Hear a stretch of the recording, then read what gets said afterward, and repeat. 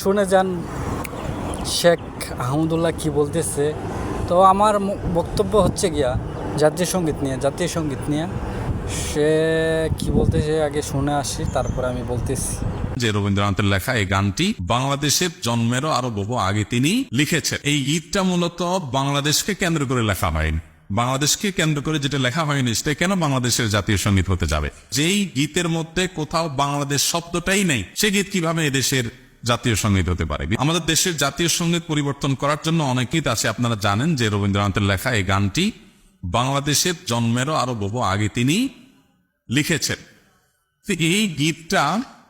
এই গীতটা মূলত বাংলাদেশকে কেন্দ্র করে লেখা হয়নি।